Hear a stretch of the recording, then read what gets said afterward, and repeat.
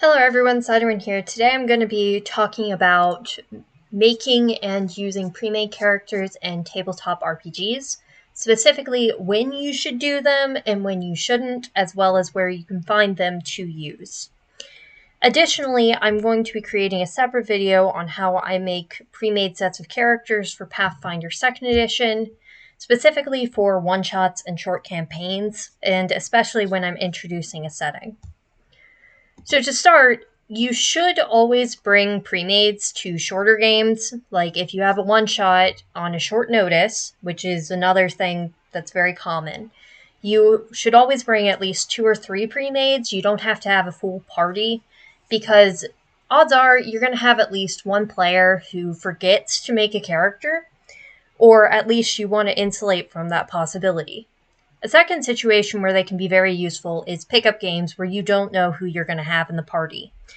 And games with younger players are especially important for this. Like if you're playing for the first time with a random group of teens at the library, you probably want to bring some pre-mades because odds are you don't want to try and walk them all through character creation in whatever game you're doing.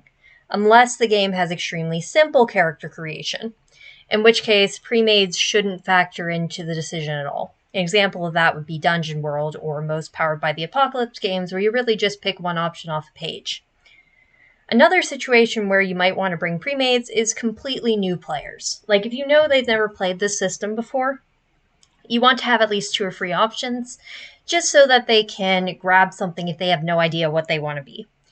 And this also lets you in more complex systems insulate new players from more complicated options. Like with my Pathfinder pre-mades, I never bring an alchemist, because the alchemist is extremely complicated and the person who doesn't know anything will not want to play an alchemist.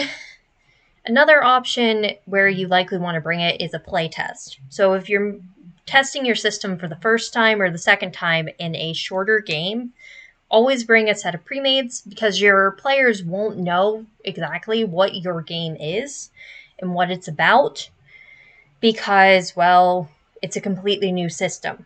And if you're testing a module, you also want to bring a couple of pre-mades because, again, people might not know the setting, or it might be on shorter notice, or you might have newer players, etc.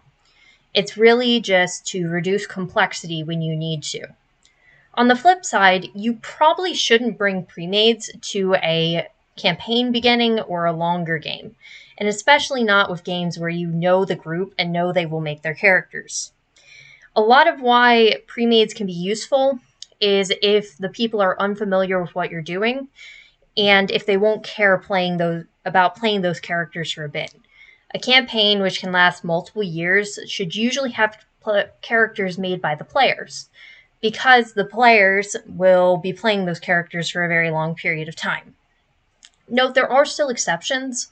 Like if you have a group of 5 players and one person's uncomfortable with the complexity of the system you're playing while the other 4 are all comfortable with it, and they really just want to join in, there's a chance that they'll want you to help them make a character or just grab a pre-made. This is specifically a type of player that's more into beer and pretzels games, but wants to play with their friends who are not. Admittedly, this is somewhat uncommon, but you should be aware that those players do exist, and I have previously played with them. A last situation where you likely want to consider not bringing pre-mades is if you give it lengthy notice for a certain game. Like if you're running a one-shot and have set this up a month in advance, and you tell the players that they're supposed to bring characters, you might not bring pre-mades. I usually will still bring 1 or 2, but that's just so that if someone forgets to make their character, I have a set of pre-mades to use. I basically just use them to insulate from forgetfulness. And the other major commonality is introducing people to a system. Now, there are a couple of options for having pre-mades to bring. The absolute simplest option is system pre-mades. Companies like Paizo, which publishes Pathfinder, Starfinder, Wizards of the Coast, the publisher of D&D, and Chaosium, which publishes numerous systems including Pendragon, often provide pre-made PCs for their games.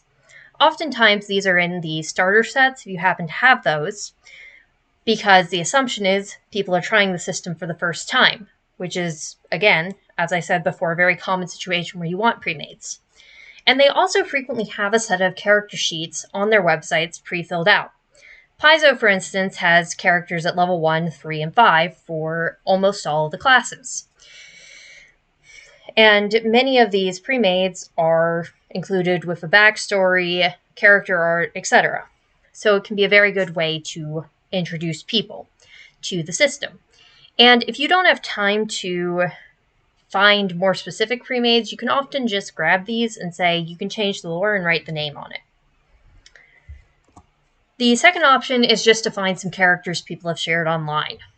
For systems which are more popular, like D&D and Pathfinder, many people have unplayed characters that they've built, but they can't play for some reason or another. For instance, many Forever GMs will talk about having sets of maybe even 50 to 100 characters. And some of these people will share these builds quite openly or have them public with links to various character builder websites, free online. You really just have to look around. And if you're a GM, you might even have some of these yourself, which is where I'm going to this final option, which is making your own. This is generally the best option for self-contained one-shots if they're written by you, and especially if you're introducing a new setting or a system. I usually try to make these more flavorful and have a wide range of options. I'll talk more about my process for Pathfinder in that second video. Thank you for watching. I hope this gave you a quick overview of premades and games. And at the end of this video, there will be an immediate link to the second video. Thank you for watching.